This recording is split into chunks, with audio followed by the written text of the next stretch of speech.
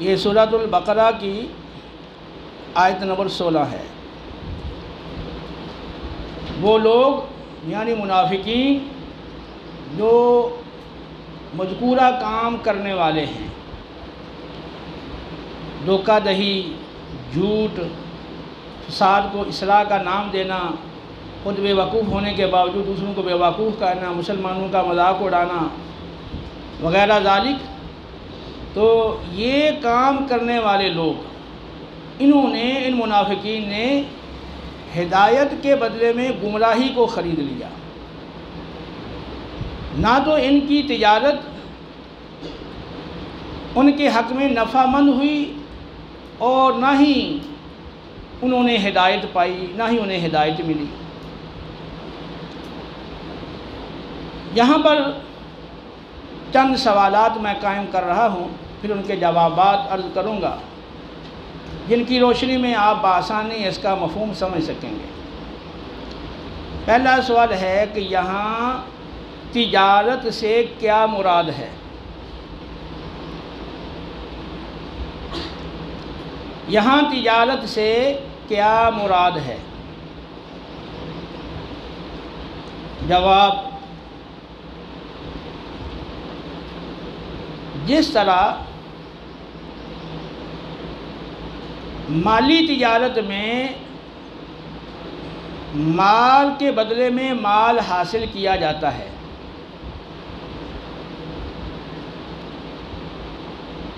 اسی طرح اعمال کے بدلے آخرت میں جزا اور سزا حاصل کی جاتی ہے۔ تو ایک ہے مال کی تجارت اور ایک ہے اعمال کی تجارت۔ مال کی تجارت میں آپ مال کے بدلے میں مال حاصل کرتے ہیں، اور اعمال کے بدلے میں آپ اعمال کی جو بھی جزا سزا اللہ کی طرف سے مقرر ہے وہ آپ حاصل کریں گے۔ یہاں اعمال کی تجارت کا ذکر ہے۔ دوسرا سوال یہ ہے، اعمال کی تجارت کی اقسام وضاحت کے ساتھ ذکر کریں۔ اب یہ دو سوال بھی بن سکتے ہیں، ایک نفع مند تجارت ہے، ایک نقصان دہ تجارت ہے، دونوں کو الگ الگ بھی سوال بن سکتے ہیں، اور ایک سوال کے اندر بھی یہ دونوں چیزیں آ سکتی ہیں۔ تو اعمال کی تجارت وہ دو طرح کی ہے، ایک تجارت نفع مند اور ایک تجارت نقصان دہ۔ دونوں کا ذکر قرآن پاک میں موجود ہے۔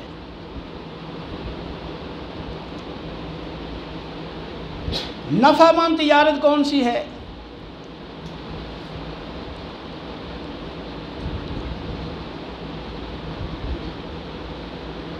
اللہ کی اطاعت اور فرمانبرداری کے ذریعے اسے راضی کر کے جنت پانا،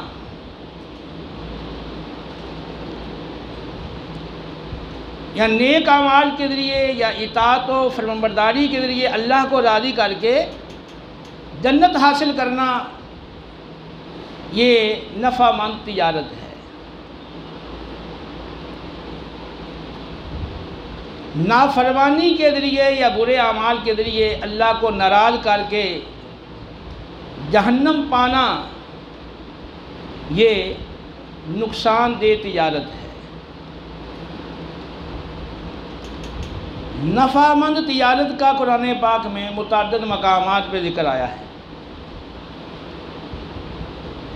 یا ایھا الذین آمنوا هل ادلکم علی تجارۃ تنجیکم من عذاب علیم تؤمنون باللہ ورسولہ وتجاہدون فی سبیل اللہ باموالکم وانفسکم ذالکم خیر لکم ان کنتم تعلمون۔ اللہ رب العالمین فرما رہا ہے اے اہل ایمان، کیا تمہیں میں وہ تجارت نہ بتا دوں جو تمہیں دردناک عذاب سے نجات دے؟ اور وہ تجارت یہ ہے کہ تم اللہ اور اس کے رسول پر ایمان لے آؤ اور اپنی جانیں اور اپنے مال اللہ کی راہ میں صرف کر دو، خرچ کر دو۔ یہ تمہارے لیے بہت بہتر ہے اگر تم علم رکھتے ہو۔ تو ایمان لا کر غلبہ دین کی خاطر اپنی جان اور مال صرف کر دینا اور اس کے بدلے میں اللہ کی بارگاہ سے اخروی انعامات کا حقدار بننا، یہ نفع مند تجارت ہے۔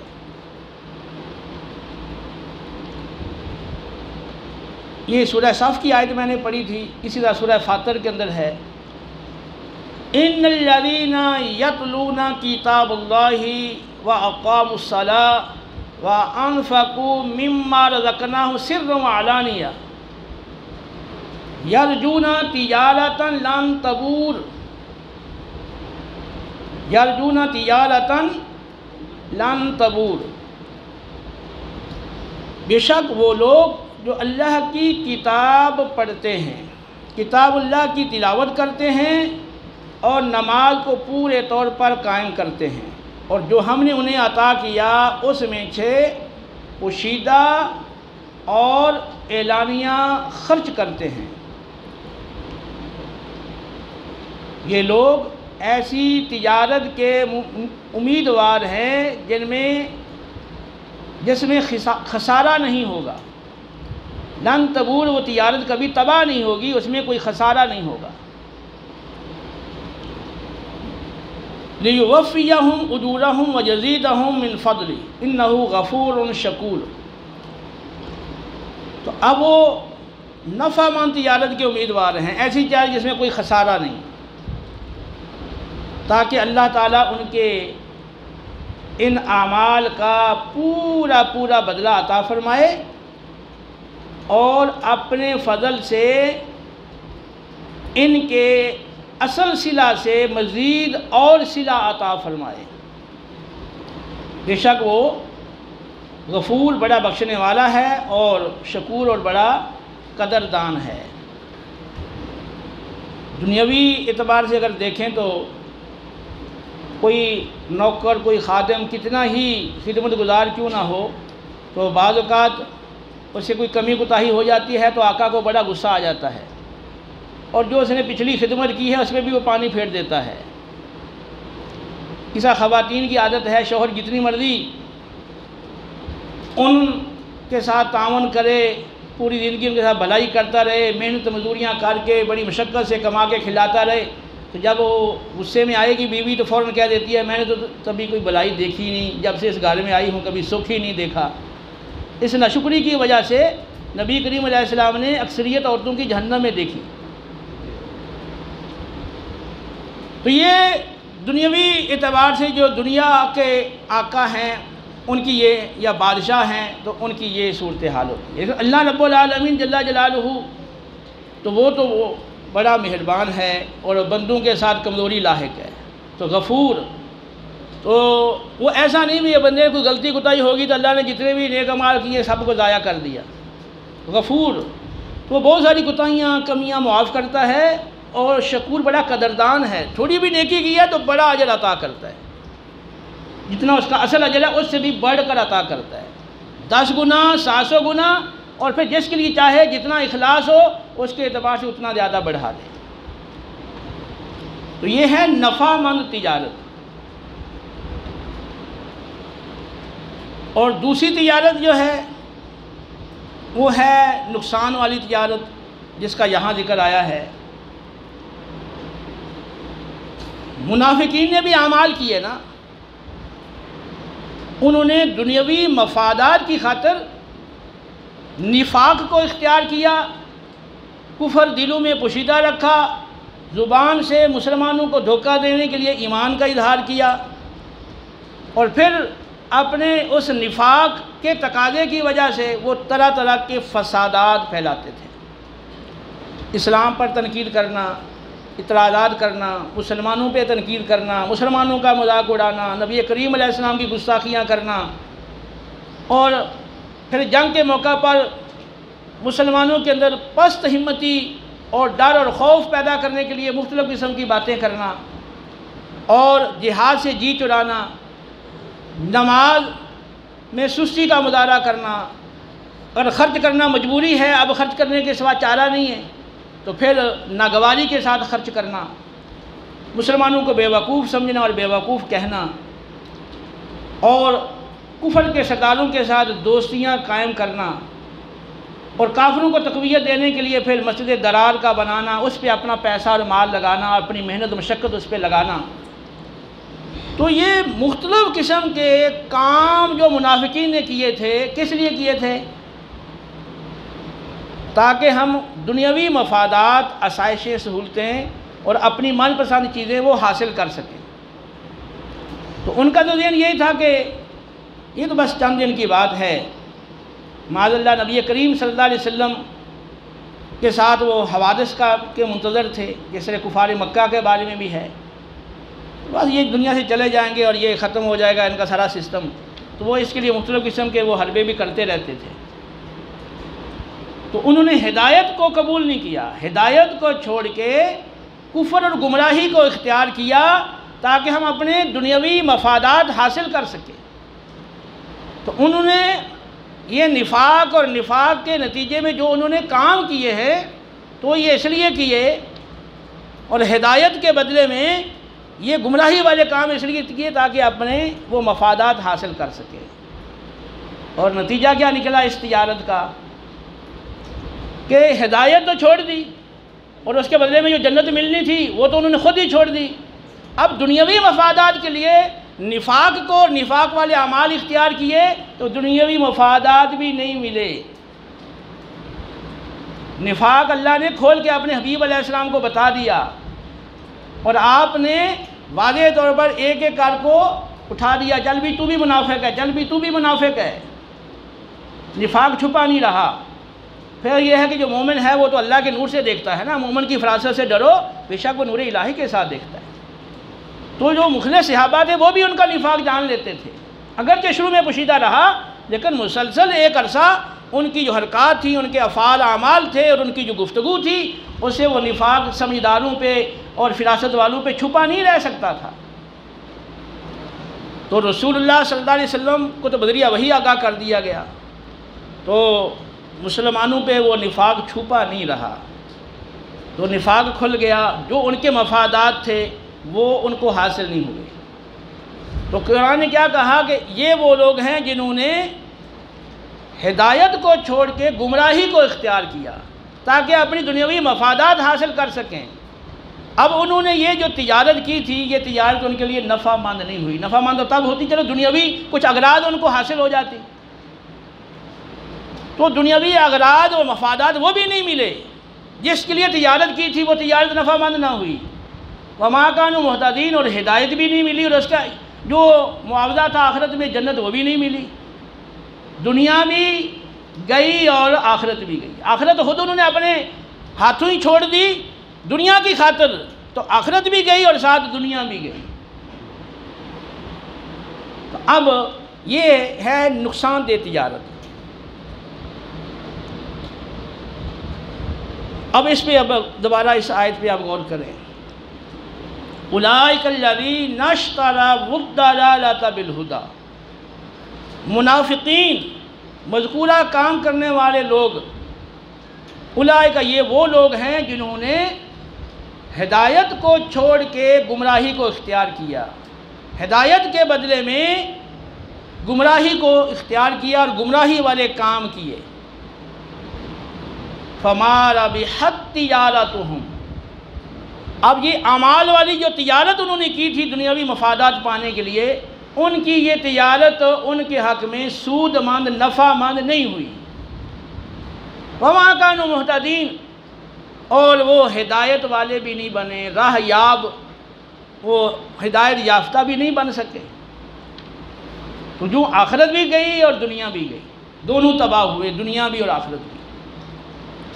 آخری جو سوال ہے کہ یہ اس حوالے سے کیونکہ اس دنیا میں ہر شخص تاجر ہے، جو اس دنیا میں آیا ہے ہر شخص جو کام کر رہا ہے وہ تجارت کر رہا ہے، نماز پڑھ رہا ہے، زکوٰۃ دے رہا ہے، حج کر رہا ہے، روزہ رکھ رہا ہے اور اللہ کی راہ میں خرچ کر رہا ہے، دین کے غلبے کے لیے کوشش کر رہا ہے، محنت مشقت اٹھا رہا ہے دین کی خاطر، یہ تجارت ہے۔ اور کچھ لوگ اپنی نفسانی خواہشات کی خاطر مال کمانے کی ہوس میں جھوٹ بول رہے ہیں، دھوکے فراڈ کر رہے ہیں، ناپ تول میں کمی کر رہے ہیں، سود کھا رہے ہیں، رشوتیں کھا رہے ہیں، خیانتیں کر رہے ہیں، قرضے دبا رہے ہیں، چوریاں ڈکیتیاں کر رہے ہیں، قتل و غارت کر رہے ہیں، یہ بھی تجارت کر رہے ہیں۔ اب یہ جو تجارت ہر شخص کر رہا ہے تو ہم نے اپنا محاسبہ کرنا ہے کہ ہم جو تجارت کر رہے ہیں یہ کون سی تجارت ہے، نفع مند تجارت ہے یا نقصان دہ تجارت ہے۔ اگر ایمان سچا ہے اور اس کے ساتھ اخلاص سچا ہے اور اخلاص کے نتیجے میں آپ کام کر رہے ہیں، اللہ کا خوف ہر وقت آپ کے ساتھ ہے اور ہر کام کرتے ہوئے آپ ڈرتے ہیں کہ کہیں میں نافرمانی کر کے جہنم میں نہ چلا جاؤں، اللہ کو ناراض نہ کر بیٹھوں، یہ فکر آپ کو لگی ہوئی ہے تو اس کا مطلب آپ نفع مند تجارت کر رہے ہو۔ لیکن اگر آپ نے ایمان کو مکمل سیکھا ہی نہیں، ایمانیات کے بارے میں کوئی سمجھ بوجھ حاصل نہیں کی، جیسا ایمان لانے کا تقاضا اور مطلوب اور حکم تھا ویسا نہیں آپ ایمان لائے، سرسری سا ایمان ہے اور پھر غفلت چھائی ہوئی ہے اور ابھی اللہ کا خوف کبھی آیا ہی نہیں، جو کام کر رہے ہیں کبھی سوچا ہی نہیں کہ اللہ اسے ناراض ہوگا یا راضی ہوگا اور آخرت میں اس پر اگر مواخذہ ہوگا تو میری کیا کیفیت ہوگی اور ان اعمال کا بدلہ جنت ہے یا جہنم ہے، ابھی اس وجہ سے سوچا ہی نہیں، کبھی سوچ ہی نہیں آئی ہے، غفلت میں رہ رہے ہیں، تو پھر آپ نقصان کی طرف جا رہے ہیں۔ تو ہر شخص اپنا محاسبہ کرے اور محاسبہ کر کے اپنا جائزہ لے کے پھر جو کمی ہے، کوتاہی ہے، غفلت ہے، اس حوالے سے توبہ کرے، اللہ کی طرف رجوع کرے اور آئندہ جو ہے وہ مصمم اور پختہ پکا ارادہ کرے کہ میں نے ہر صورت میں اللہ کو راضی کرنا ہے اور پھر اس راستے پر چلے جو اس کے تقاضے ہیں ان کو پورا کرے، تاکہ نقصان دہ تجارت سے نفع مند تجارت کی طرف ہم پلٹ آئیں۔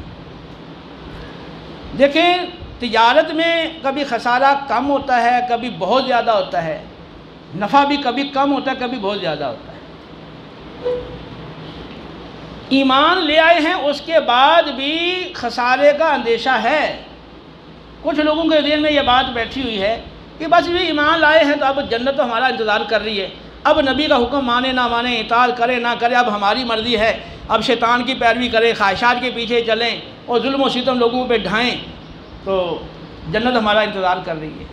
بہت سارے لوگ اس غلط فہمی کے اندر ہیں۔ یا ایھا الذین آمنوا لا تلہکم اموالکم ولا اولادکم عن ذکر اللہ ومن یفعل ذلک فاولئک هم الخاسرون۔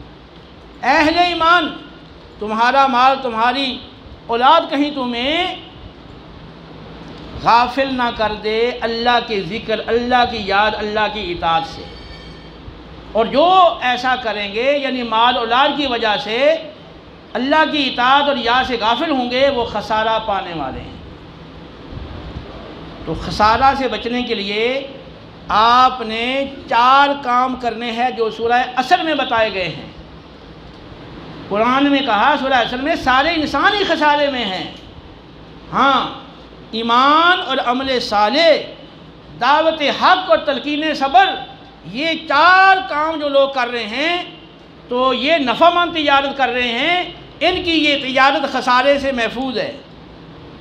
جو باقی لوگ ہیں وہ خسارے والی تجارت کر رہے ہیں۔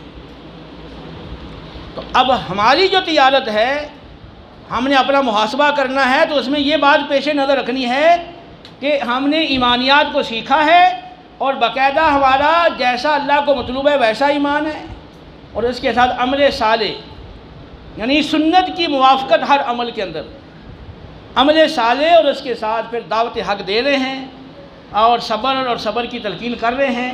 اگر یہ 4 کام آپ کر رہے ہیں تو پھر آپ خسارے سے محفوظ ہیں اور وگرنہ پھر خسارہ ہے۔ اور پھر یہ کام کرنے کے ساتھ ساتھ یعنی 4 کام کر رہے ہیں تو بالکل بے فکر نہیں ہو جائیں بھی اب ایمان بھی ہے، عمل صالح بھی ہے، دعوت حق بھی ہے، تلقین صبر بھی ہے۔